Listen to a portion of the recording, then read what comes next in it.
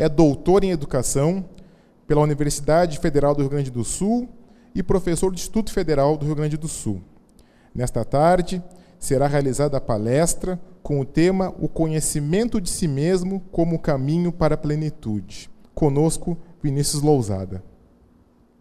Lembrando a todos que no final da palestra, esta obra será autografada. Seja bem-vindo, Vinícius. Vai usar o pedestal? Pode ser esse também. Preferi. Esse é melhor?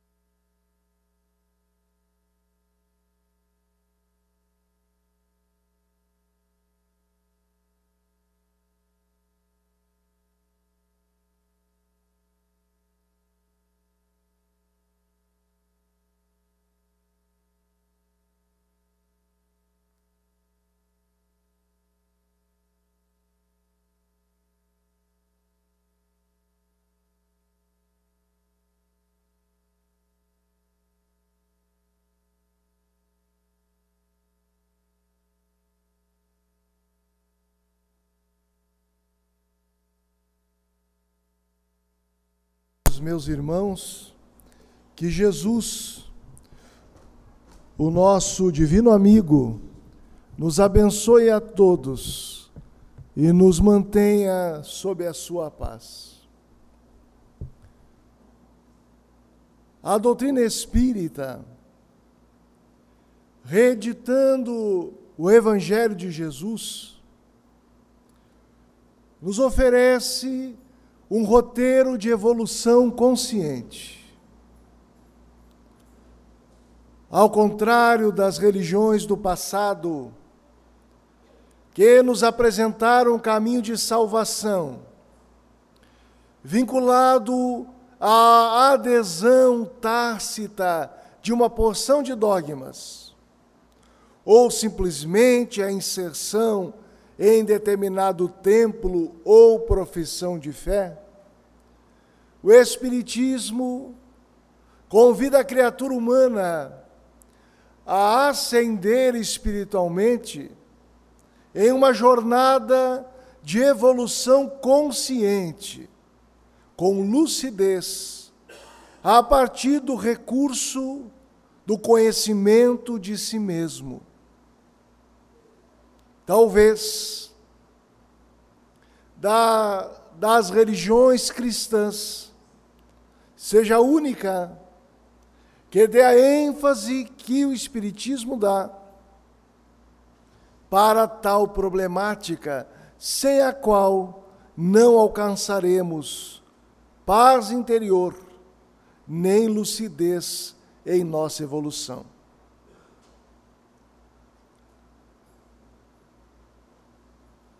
E o que nos inspira a refletir sobre o tema é justamente essa ponderação de Paulo de Tarso. Paulo, que é sempre bom lembrar, é essa referência de transformação interior do homem velho para a criatura renovada em Cristo Jesus. Aos irmãos da cidade de Filipos, ele demonstra a clareza da sua condição espiritual. As criaturas medianas, como nós outros, ou nos imaginamos, do ponto de vista da evolução espiritual, debaixo do tapete que dorme o cachorro, ou então imaginamos que já estamos salvos por um atavismo religioso do passado, onde aprendemos equivocadamente que a religião, por si só, salva, liberta a criatura das mazelas que carrega por dentro da alma. Paulo vai dizer, não que eu já tenha alcançado, ou que já seja perfeito, mas vou prosseguindo para ver se alcanço, pois que também já fui alcançado por Cristo Jesus. Ele não se situava na condição de quem já tinha plena identidade com Cristo.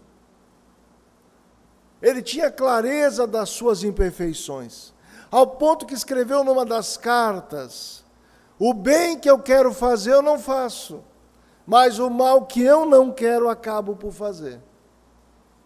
Então Paulo tinha clareza, uma inteligência atilada, comprometida com as claridades do Evangelho, tinha lucidez sobre a sua própria condição espiritual.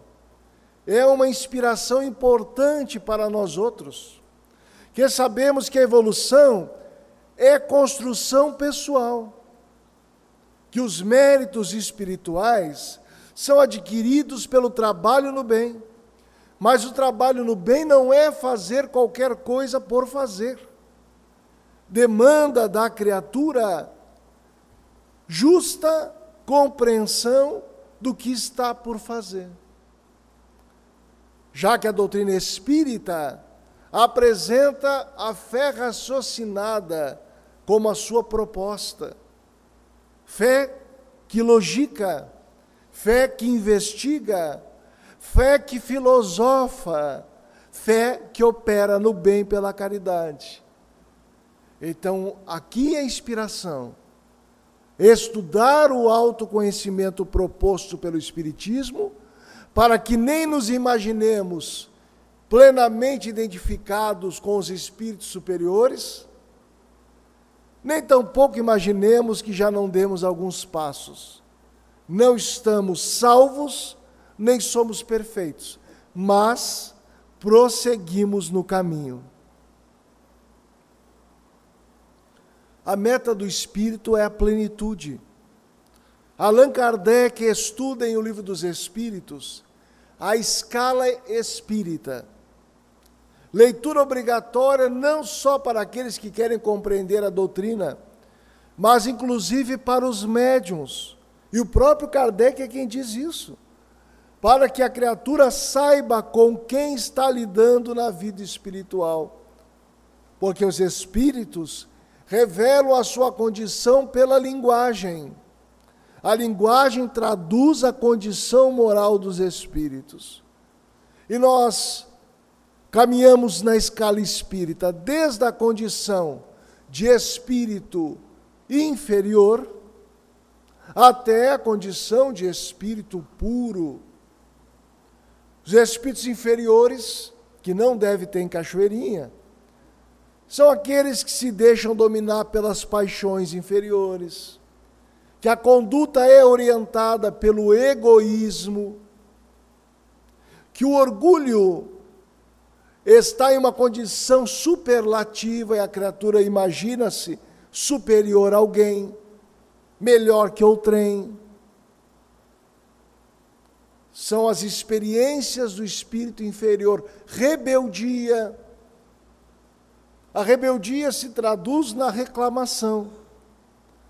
Que calor que fez hoje. Deus está brincando com a gente, não é possível. Aí muda o clima, fica frio. Não é possível, agora ficou frio. A rebeldia. Quando nós programamos uma viagem, ela não dá certo. E ficamos amargando meses porque a viagem não deu certo. Quando vivemos a experiência da crise socioeconômica e reclamamos, nos revoltamos. Quando passamos a odiar os corruptos, condição de espírito inferior, tanto a corrupção quanto ao ódio a eles, porque são doentes, são enfermos, são lideranças que estão desperdiçando oportunidades na evolução.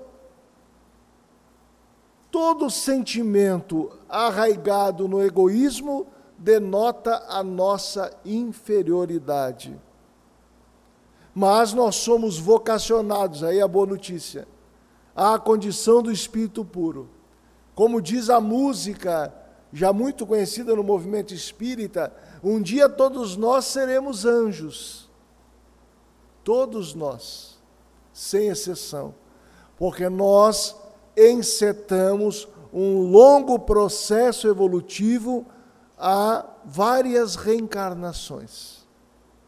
e pelas aprendizagens a cada vida, do ponto de vista moral, do ponto de vista intelectual, nós vamos alargando os horizontes da inteligência, vamos ampliando a nossa capacidade de amar, caminhando pouco a pouco, prosseguindo, como diz Paulo, rumo ao alvo, que é a evolução na condição de espírito puro.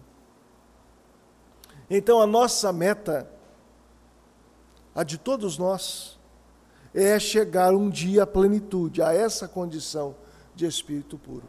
Cada reencarnação é uma etapa dessa longa jornada. E nós cá estamos, e é sempre bom nos lembrarmos, inclusive o espírita que às vezes quer deixar coisa para a próxima vida, qual é o objetivo da reencarnação. Allan Kardec indaga aos espíritos na questão de O Livro dos Espíritos, e os benfeitores dizem, expiação. O que é expiação?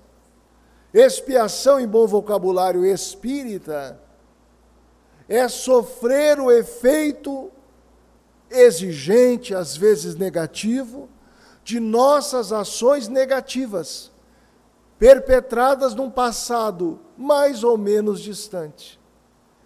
Em outras palavras, é a colheita obrigatória da semeadura livre. Expiação são esses conjuntos de lutas que todos nós temos, que nos tiram do prumo, que nos levam às lágrimas, que nos produzem, nos provocam sentimentos perturbadores quando nós não compreendemos a razão educativa da dor. São essas situações que a gente diz, pelo amor de Deus, onde eu errei?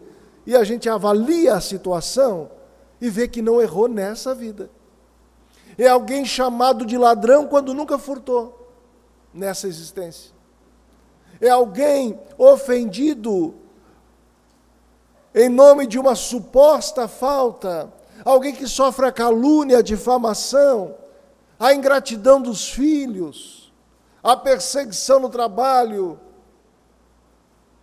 E a criatura faz a autoanálise, meu Deus, mas eu não fiz verdadeiramente nada. Aqueles que têm bom senso.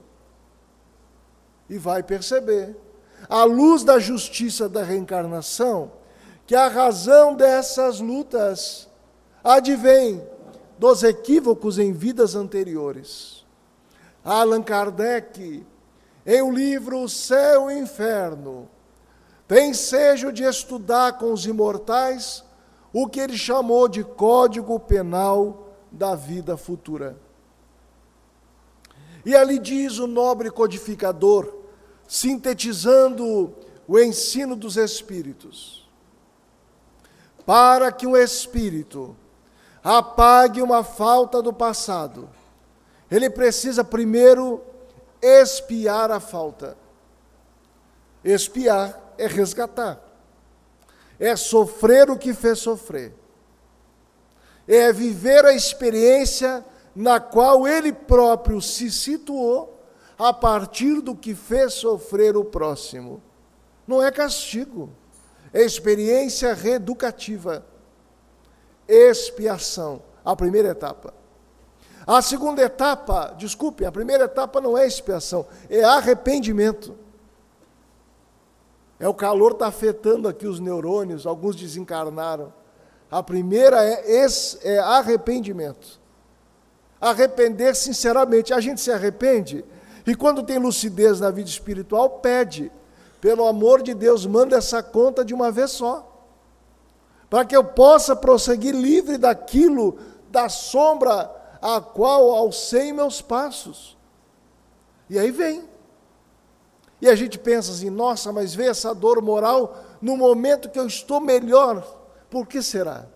Porque Deus sabe o momento e quando, como, com quem a gente precisa aprender as experiências da expiação. Deus não erra o endereço. Vem justamente até nós as experiências expiatórias, justamente naquele momento em que nós temos condições de tirar maior aproveitamento, aprender mais. Por isso que os Espíritos dizem que ninguém recebe um fardo maior que as próprias forças. Conforme a rebeldia e a nossa inferioridade, parece que essa expiação é muito maior. Conforme a resignação e a obediência das leis de Deus, nós superamos essas expiações com galhardia, alcançando o êxito. Então, arrependimento, expiação. Mas a justiça divina não é retributiva como é a justiça dos homens. Ela é restaurativa. E aí há uma terceira etapa, a reparação. Reparar o mal feito pela prática do bem.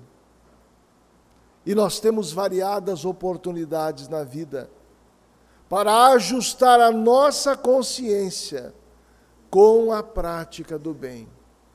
E não há dúvida do que é o bem, porque o bem se traduz em toda a ação em que a caridade fala mais alto. É toda a ação que a caridade norteia, orienta. Caridade, meus amigos, no conceito espírita, porque nós somos herdeiros de tradições religiosas que confundimos a caridade com transferência de coisas que não utilizamos mais.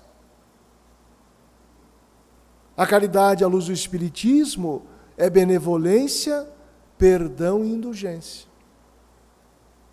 E nessa caminhada de arrependimento, expiação e reparação, temos um recurso para a lucidez espiritual. E esse recurso nós vamos encontrar ainda em um texto do Espírito Paulo, em um livro dos Espíritos.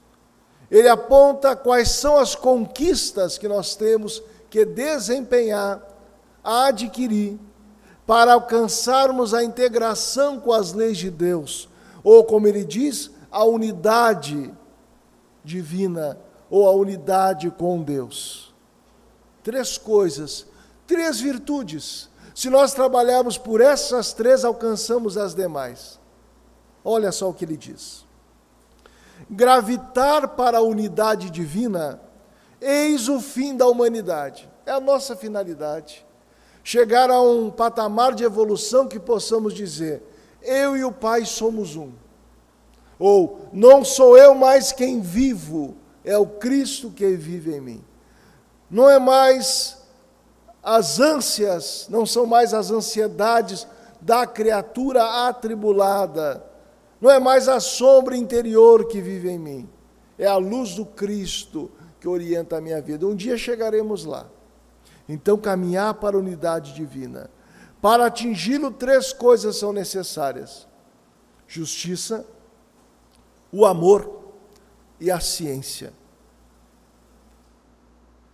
Justiça, amor e ciência. Vai dizer ainda, 3 coisas são opostas e contrárias: a ignorância, o ódio e a injustiça. A ignorância é o desconhecimento, a falta de saber, a acomodação que leva a criatura a não buscar saber mais, a preguiça mental. Tudo isso se concentra nessa ideia, ignorância. Não tem a ver com formação escolar acadêmica. Nós temos pós-doutores bem ignorantes e temos pessoas analfabetas que são sábias. A gente está falando aqui do ponto de vista espiritual. É um outro patamar de compreensão. Ódio. Se a gente quiser alcançar a compreensão das leis de Deus e caminhar em direção a uma integração com o Pai, tem que romper com ódio. Aí não dá para apostar. O Silvio ouviu dizendo isso ontem. Eu estou com o mesmo obsessor hoje. Não o Silvio, o Espírito. Eu disse ontem o que eu vou dizer hoje. Disse lá em Gravataí. Não dá para apostar fora da caridade nossa salvação hoje, e amanhã escrever no Facebook bandido bom é bandido morto. Porque isso é cultura de ódio. Um dia assisti uma notícia que me feriu o coração. Foi assassinada em Copacabana uma moradora de rua. E a causa da morte era simplesmente ódio. Ódio. Eu fui pesquisar crime de ódio, eis a causa. Crime de ódio. Fui olhar na Wikipédia, para espírito atrasado como eu, a Wikipédia funciona bem. E fui ver o que era crime de ódio. São esses crimes perpetrados sem nenhuma lógica, pelo simples ódio para com a diferença do outro. Justificado numa negação da identidade, da história, do modo de vida daquele outro, por parte do seu assassino. Crime de ódio. E dizia o noticiário que pessoas de classe média alta estavam sempre programando naquele período o que eles chamaram de massagem aos moradores de rua. Escolhiam alguns moradores e os espancavam, alguns morriam. Crime de ódio. Enquanto cultivarmos o ódio, nós nos arrastaremos, metaforicamente, na superfície do nosso planeta. Os ódios sustentados nas visões binárias partidárias, na intolerância religiosa, na incompreensão das condições, das escolhas dos outros, que são diversas das nossas. E aqui é o Espírito Paulo, o ódio é uma das coisas que opõe às conquistas que precisamos ter para alcançar a evolução consciente. E aí, a injustiça. Muita gente fala, eu falo com muita gente, coisa de professor, né? E todo mundo diz assim, eu não acredito na justiça. Eu sempre pergunto, qual justiça? Ah, eu não acredito na justiça porque tudo dá em pizza. Essa conversa que a gente tem, pessimista. Mas nós temos que começar a nos perguntar, eu sou justo? Eu ajo com justiça no meu cotidiano? Eu faço o cumprimento adequado dos meus deveres? Vou dar um exemplo de injustiça. A pessoa chega ao trabalho, cumpre o expediente de 40 horas semanais, 8 horas diárias, um turno de 4 horas, gasta 3 horas do turno da manhã passeando pelo Facebook. É injustiça. Está lesando a empresa, a qual paga o seu salário, ainda que não seja grande coisa o salário. Quando a gente estaciona na vaga do deficiente e a gente não é deficiente, injustiça. Quando nós imaginamos numa cultura machista que a mãe ou a avó ou as mulheres da casa são as nossas escravas e não somos capazes de lavar o prato que nós comemos, é uma injustiça. Não adianta bradar contra a injustiça social se eu promovo no meu lar a injustiça. É incoerência. Se eu vou à casa espírita e encontro um ambiente que eu fui trabalhar asseado e o deixo de qualquer jeito e não me preocupo com o que os outros vão encontrar, injustiça. São coisas tão simples. A maledicência é uma forma de injustiça, onde eu julgo alguém por apenas um ângulo e promovo a pichação verbal dessa criatura, ou linchamento nas redes sociais, sem jamais investigar se aquilo é verdade, injustiça. Promover notícias, como se diz na linguagem contemporânea, estou ficando moderno, notícias fake, sem checar a fonte. Ah, eu não sei, eu recebi. Até mensagem mediúnica, estapafúrdia, o povo sai compartilhando. Aí a gente lê e diz, meu Deus, como é que o doutor Bezerra disse uma coisa dessas? Está com Alzheimer no mundo espiritual, só pode. Aí a gente devolve para a pessoa, mas escuta aqui, Você observou a mensagem? Aí a gente fica passando por chato, por falta de reflexão das criaturas. Então, 3 coisas nós precisamos perseguir: a conquista da justiça, a conquista do amor e a conquista da ciência, do saber. Vejamos, meus amigos, o que é justiça à luz do Espiritismo. Eu acho interessante quando um aluno me chama e diz assim: professor, não é justo, o senhor me rodou. Quando ele passa, é ele que passa, mas quando ele reprova, é o professor. O aluno me dizia: professor, o senhor me rodou, o senhor não gosta de mim. Isso é, vamos ver o seu trabalho. Aí eu marquei no trabalho os 4 sites que ele copiou. Copiou. Estou falando de ensino superior, formação de professores. Ele vai ser o educador dos nossos filhos. Meu jovem, você copiou de 3 sites. E eu não preciso nem de programa para achar os sites, de tão mal copiado que está. Onde está a injustiça? Aí ele vai a exame e não consegue fazer o exame.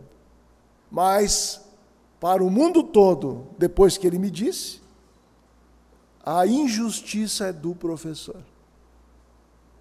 E nós vamos adentrando essa lógica de corrupção, de fragilização dos valores, de adesão a pequenas licenças morais que configuram um caráter licencioso, demonstrando a nossa natureza moral inferior. Quando a gente recebe, por exemplo, o troco errado e não devolve. Ah, deixa para lá, se enganou, achado não é roubado. Injustiça. Quantas pequenas injustiças. Aquele filho que acha que os pais têm que arrumar o seu quarto todos os dias, que a gente entra e é uma guerra civil dentro do quarto. Injustiça. Porque toda vez que eu não cumpro um dever que me cabe, eu peso a grande família humana, a começar pelo meu lar. E digo mais, cada vez que nós não trabalhamos com a nossa autoeducação e deixamos de agir no bem, a ausência da prática do bem, na condição espiritual de conhecimento que já temos, que é o Espiritismo, já é uma falta não fazer o bem quando o bem se apresenta como oportunidade. Porque para o espírita, praticar o bem é um dever. É um dever, dado o conhecimento que é portador. Então, justiça, o que é? Aí os Espíritos nos ajudam. Questão 822 do Livro dos Espíritos. O primeiro princípio de justiça é este: não fazer aos outros o que não querereis que os outros vos façam. Fácil, né? Fácil. Se eu gosto de receber um bom dia, eu dou bom dia. De vez em quando eu acho que tem gente que deixa a dentadura em casa. De manhã cedo a gente encontra no prédio, dá bom dia e não sai nada. A pessoa deve ter medo de abrir a boca para a gente ver que ela não tem dente. Se eu gosto de boa noite, se eu gosto de ser atendido com educação, vou atender também com educação. Fazer ao outro o que eu gostaria que o outro me fizesse. Se eu quero que o meu filho tenha uma conduta respeitosa, pacífica no lar, eu tenho que agir dessa forma com ele. Até porque o exemplo aqui ensina alguma coisa.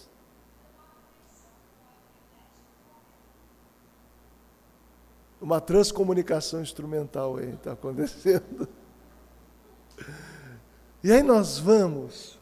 Deixa eu abrir um parênteses. Um dia eu estava falando sobre linguagem do coração, um seminário. E eu estava falando justamente do palavrão, do efeito pernicioso do palavrão na assistência espiritual que angariamos. Quando eu terminei essa frase, começou um celular com milhões de palavrões. Meu Deus, o que é isso? É uma ligação do umbral. E o cidadão ao fundo quase desencarnou, vermelhou assim. Depois vem me contar, vocês vejam o que é perturbação espiritual.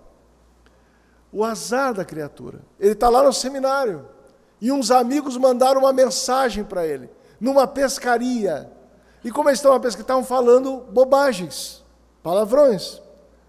E ele foi desligar o celular naquela hora. Quando ele foi desligar, ele apertou e deu play. E aí deu play, deu aquele vozeirão com aquelas palavras terríveis. A direção da casa quase levou ele para um passe isolado. Depois veio me pedir desculpa, disse, olha, acontece. Agora vocês vejam a coincidência. Eu encerrando o assunto palavrão, veio uma lista de palavrões, alguns até eu não conhecia. Mas enfim. Justiça, meus amigos. Agir cumprindo os nossos deveres, fazendo o que é certo, sendo sal da terra, ainda que os outros não façam e não ajam com justiça. O papel no chão. Olha, é o meu lixo, eu tenho que ser responsável pelo meu lixo. Então eu espero chegar em casa, se não tem na via pública, uma lixeira. Porque eu não tenho que onerar o trabalho de alguém que varre a rua com o meu lixo. Eu tenho que lidar com os meus impostos de maneira correta. Porque, mas lá em Brasília eles desviam. O problema é deles. A minha parte tem que ser feita adequadamente. Porque vai pesar sobre mim. Se espiritualmente faltar o pão à mesa em uma escola de uma criança, e espiritualmente vai pesar a minha consciência. Se for responsabilidade de eu estar driblando o leão. Porque nada, gente. Tem gente que acha que as leis divinas não dão conta de tudo. Como assim? Um dia vi um fenômeno na casa espírita, a pessoa furando fila do passe. Eu fiquei pensando, será que ela acha que os guias não vêm? Que espírito superior é bobinho? Eles vêm. Então, se a minha ação reverbera negativamente sobre a comunidade, eu recolho as consequências disso. Da mesma forma que a prática do bem, a conduta reta, a atitude justa, por mais que eu sofra uma injustiça e me indigne com a injustiça dos injustos, isso reverbera positivamente sobre nós, diante das leis divinas, onde o mérito efetivamente funciona. No mundo de provas e expiações, como o nosso mérito não funciona, ele é driblado por outras questões. Mas do ponto de vista espiritual, sim. Vamos lembrar o livro Nosso Lar, em que uma senhora quer adentrar ao nosso lar e não pode entrar naquela comunidade espiritual porque havia praticado o aborto.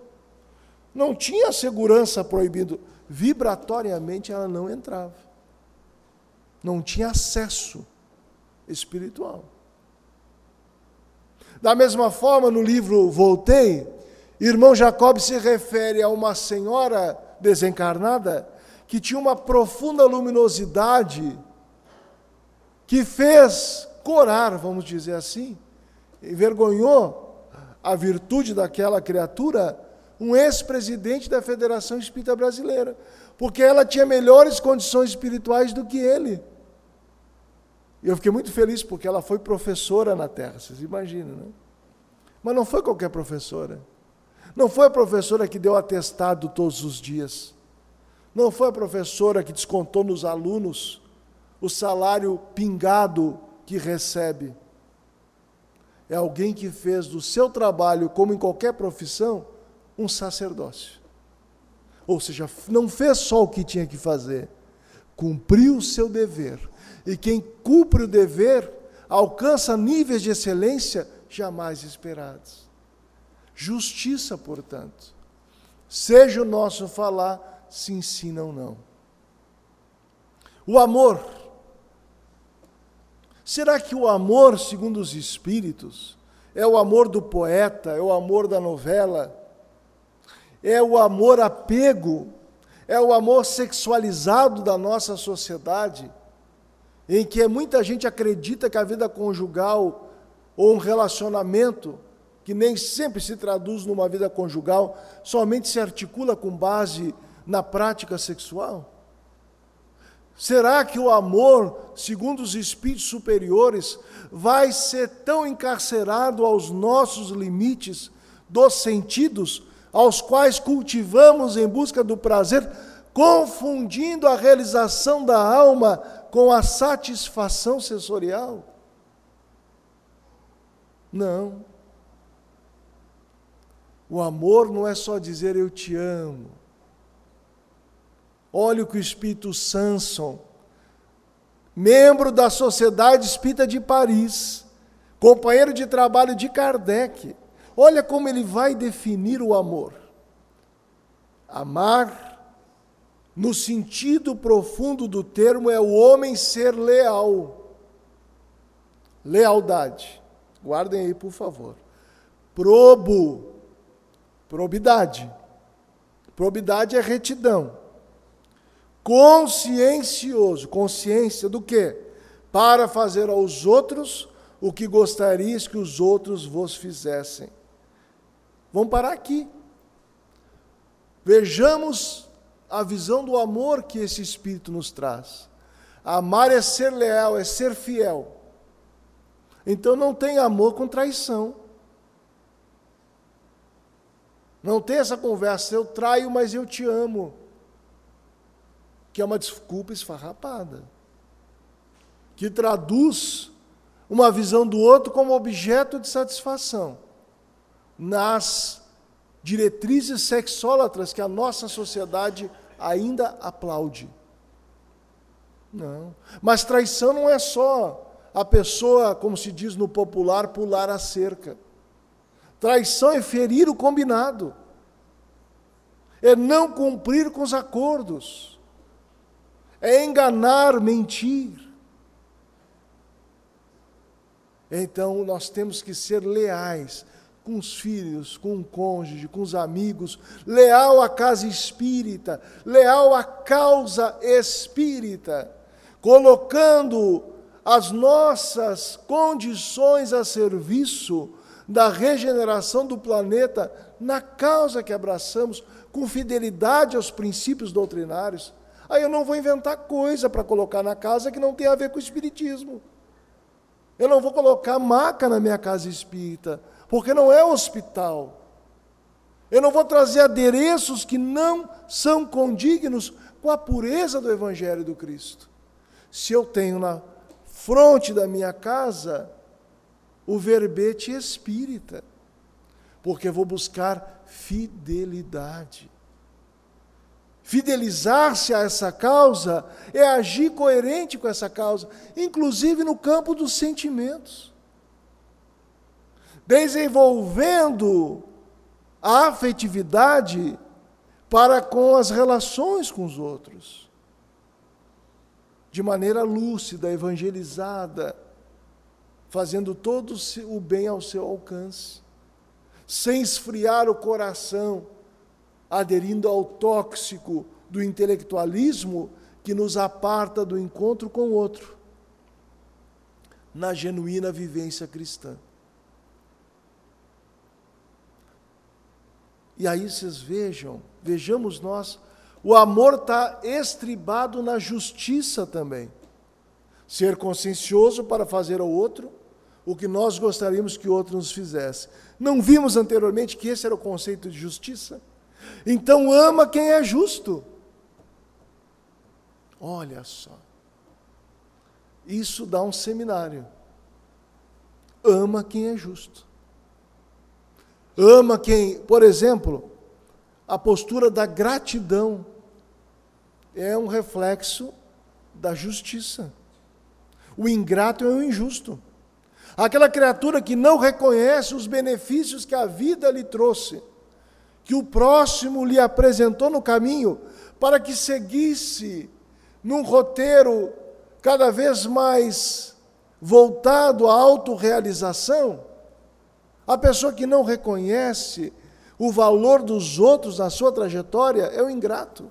O ingrato não pondera com justiça, logo é o injusto. E não há amor sem gratidão. Por isso que a gente tem que agradecer em casa aos filhos pela presença, ao cônjuge pela relação afetiva, pela quase devoção aos nossos pais, minha gente. Ah, mas eles sabem que eu amo, eu ajudo nas contas. Não. A gratidão tem que ser manifestada. Porque sem a manifestação da gratidão, não há presença do amor. Agradecer. Ah, mas não precisa agradecer. Precisa. Precisa. Senão nós vamos nos acostumando a serem senhores feudais. Achamos que os outros têm que nos servir. E nós é que precisamos seguir o nosso guia e modelo, que disse: o Filho do Homem não veio para ser servido, mas para servir. Se Cristo não veio para ser servido, o que sobra para a gente? Sobra aprender a servir também.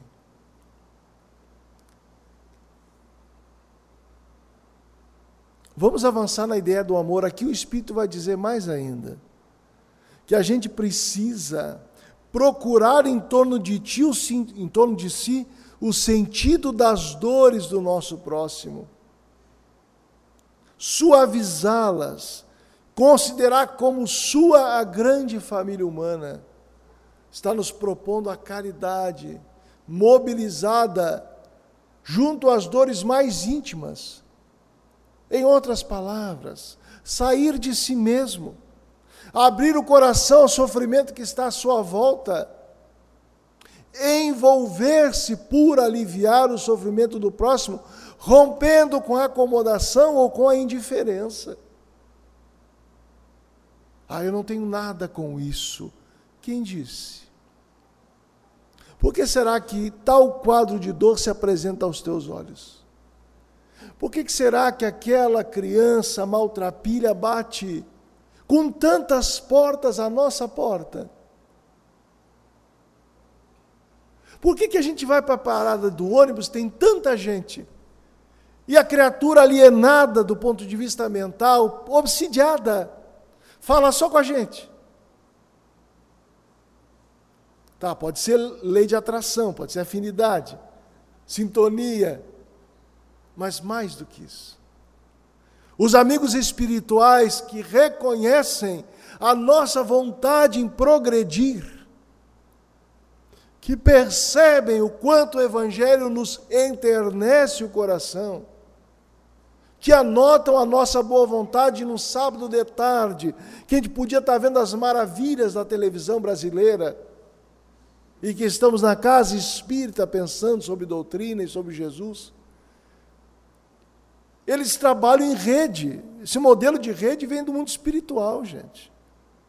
E aí eles reconhecem na região que a gente está, outros espíritos que assistem, criaturas por demais necessitadas, despedaçadas pela vida. Então eles juntam o voluntário que quer servir, ou que fala Senhor, Senhor, sempre que pode, com o necessitado. E aí nós entramos na sintonia.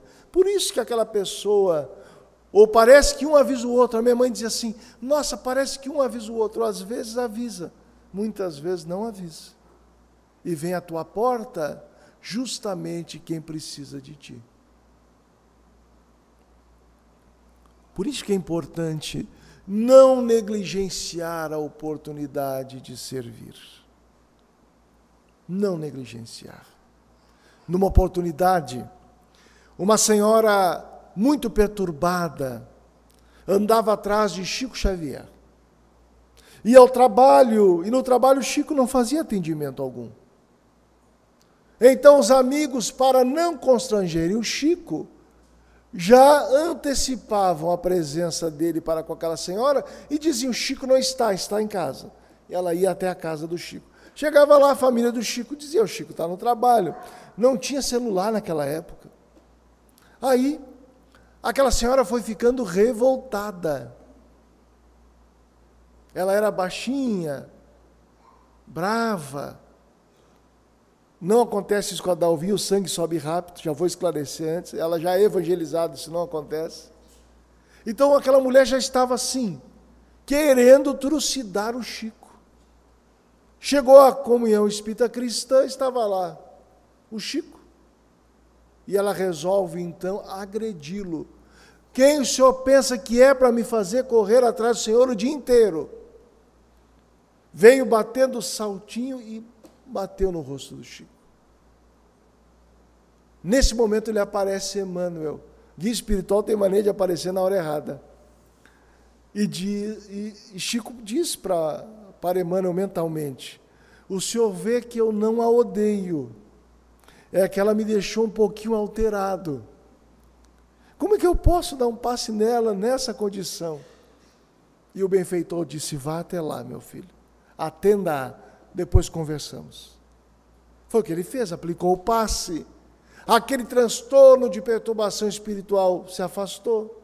Saiu feliz, agradecendo ao Chico. Aí Chico se voltou para o Emmanuel e disse: mas o senhor sabe que eu tinha razão, né? Isso é verdade, meu filho. Mas ela tinha necessidade. E entre razão e necessidade, a necessidade vem em primeiro lugar. Então, alguém que nós já sabemos, é um mendigo profissional, alguém que usa da velhacaria para conosco, tentando tirar algumas moedas, atender com a educação, para despertá-lo a valores melhores. Porque esse que cai à nossa frente pode ter sido alguém que nós contribuímos com a queda. Chico Xavier diz isso no livro A Ponte, registrado pelo irmão Fernando Worme, de Guaíba. Numa entrevista ele indaga ao Chico: Chico, qual é a importância do irmão caído para a gente? E o benfeitor Emmanuel, pela boca do Chico, vai dizer: o caído é aquele irmão que um dia nós jogamos nas malhas da delinquência e vem na condição de filho ingrato, de vizinho perturbador, de companheiro que nos prejudica, de criatura adesa à drogadição, ao alcoolismo, à sexolatria. Às vezes está dentro da casa da gente. Essa alma que nos desestrutura é aquela criatura que um dia nós fomos comparsas no crime. Aí a justiça divina nos coloca lado a lado, mas agora com conhecimento espírita, para que nós possamos respeitosamente reerguê-la, exercitando a paciência e o mais acendrado amor. E como é que a gente desenvolve o saber, a ciência, a inteligência? Os Espíritos vão nos dizer: distinguindo o bem do mal, exercitando o nosso senso ético, ampliando a nossa compreensão sobre as circunstâncias. Então são essas três coisas que nós precisamos. Mas como é que nós chegamos lá? Como é que eu sei o quanto de justiça eu carrego na alma? O quanto de amor já sou capaz de praticar? O quanto dessa ciência do infinito, que é o saber da vida espiritual, está sendo praticado? Porque saber tem que ser sabedoria. O saber, para valer a pena, tem que fazer parte da vida da gente. E aí que entra propriamente o tema da nossa palestra. É uma propaganda enganosa, a gente dá um tema e só fala no final. A chave do progresso individual. Quando Kardec pergunta aos espíritos: qual o meio prático mais eficaz para o homem melhorar-se nessa vida e resistir à atração do mal? Os espíritos dizem: um sábio da antiguidade já vos disse: conhece-te a ti mesmo. Sócrates extraiu essa ideia do templo de Delfos, em Atenas. Conhece-te a ti mesmo. E Santo Agostinho, quando Allan Kardec insiste nessa pergunta, vai apresentar uma metodologia que nós estudamos nesse capítulo do livro Espiritualidade nas Relações, em um artigo escrito por nós e a nossa esposa Larissa. Conhecimento de si mesmo como caminho para a plenitude.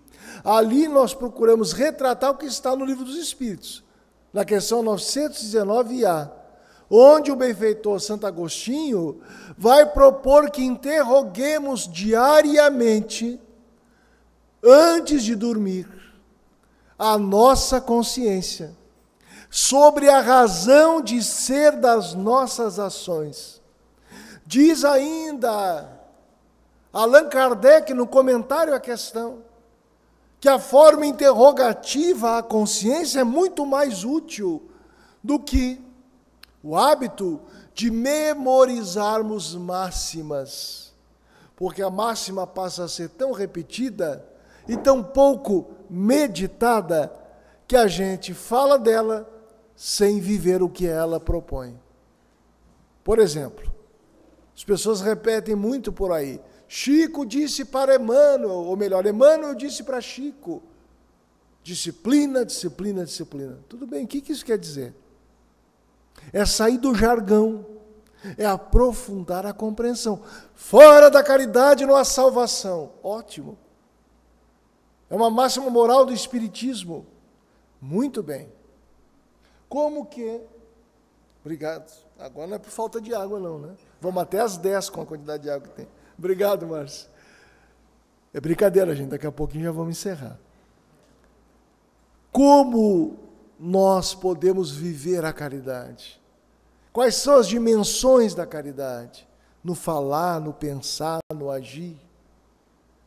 Então, quando eu me pergunto sobre por que eu agi assim com meu irmão, por que eu me alterei com meu filho, por que naquele dia eu liguei para o trabalho e inventei que estou doente, por que eu passei o sinal vermelho, por que eu tenho me irritado com determinada pessoa, quando eu estudo o móvel das minhas ações, aí eu passo a empreender o conhecimento de mim mesmo. E os Espíritos dizem que é a chave do progresso individual. Isso quer dizer, não tem outro caminho de evolução. Não é uma chave, não é uma das possibilidades. O Espírito ascende no progresso espiritual conforme se conhece, e conhecendo-se a si próprio, trabalha por superar suas más tendências, por extirpar da sua natureza moral o egoísmo e o orgulho, e se propõe a desenvolver as virtudes. Então, um exercício diário que nós espíritas não podemos deixar de fazer, além da prece e do culto ao dever, é, antes de dormir, não olhar o WhatsApp, não navegar no Facebook e navegar na própria alma. Muito bem, como é que foi meu dia? Diz Santo Agostinho, faça como comerciante que avalia perdas e ganhos. Onde foi que eu acertei? Onde foi que eu errei? Que atitudes minhas traduzem o bem? E essas atitudes que traduzem uma ação equivocada, uma intenção equivocada, como é que eu vou reparar isso que eu fiz? Mas por que mesmo que eu fiz isso? Sem subterfúgios, sem colocar no outro a razão das nossas atitudes, que é um mecanismo de defesa do ego que traduz uma alma infantilizada. Ah, eu fui grosseiro porque você me obrigou. Eu peguei a sua mão e bati com ela no meu rosto. Ah, eu estou irritado por culpa sua. Por quê? Porque você se atrasou. A culpa não é minha. Você se irritou porque não sabe se controlar. Um dia atrasei para uma palestra, acontece de vez em quando, e a companheira disse assim, nossa, eu estou com o coração na boca por culpa sua. Não. A responsabilidade é sua, que não aprendeu a lidar com o intempérie. A culpa é do trânsito, deu um acidente, não deu para chegar na hora. Nós colocamos nos outros a causa das nossas emoções, dos nossos sentimentos, mas não é verdade. Não é verdade. Ah, mas o mundo me fez assim. E o que você faz do que o mundo fez consigo? Pestalozzi. Jean-Henri Pestalozzi, antes de Sartre. Ao estudar os 3 estados do homem, fala do estado de natureza, da criatura, como se dizia, ainda não civilizada, in natura, do espírito em condições primeiras, do espírito em condições mais primitivas. Depois ele fala do homem, do estado social, a criatura civilizada, a criatura que foi educada, que foi transformada a partir de um ideal de humanidade. E ao estado moral. Aquilo que nós fazemos da nossa ancestralidade animal, o que nós fazemos do que a sociedade nos ofertou, sob a égide de um senso ético, de uma compreensão que Kardec chamou de senso moral. Então nós não somos produto do meio, nós não somos a nossa herança genética nem antropológica. Nós somos o resultado das nossas escolhas em várias reencarnações. E nós agimos hoje consoante as nossas escolhas, condicionados pelas imperfeições, pelos nossos vícios, pelos nossos limites intelectuais e morais, mas somos o artífice da nossa felicidade.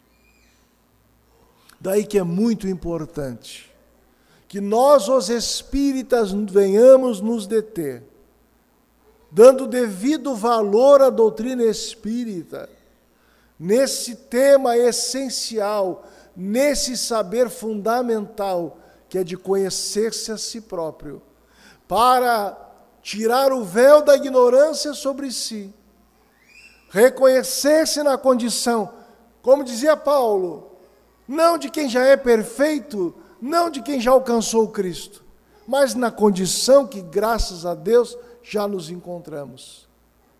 Para conduzir-se com lucidez, trabalhando a sua natureza moral, para transformar a Terra em uma casa planetária de homens e mulheres regenerados a partir de si próprio. As bases da era nova estão no coração da criatura. A sociedade mais pacífica e feliz que nós almejamos se estrutura em nosso campo íntimo. Por esse motivo, Mahatma Gandhi propôs que nos tornássemos a mudança que queremos para o mundo. Há tanto ódio lá fora, há tanta incompreensão. O fundamentalismo religioso produz suas vítimas. O terrorismo, nas suas mais diversas nuances, faz chorar a humanidade que estertora. A corrupção leva à desnutrição milhares de crianças. Produz homicídios em um volume terrível daqueles que não alcançam os recursos mínimos nos hospitais, por conta do desvio do erário público. A violência à nossa porta se apresenta ceifando vidas e entregando a juventude sem qualquer culpa aos braços de Thanatos, o Deus da morte.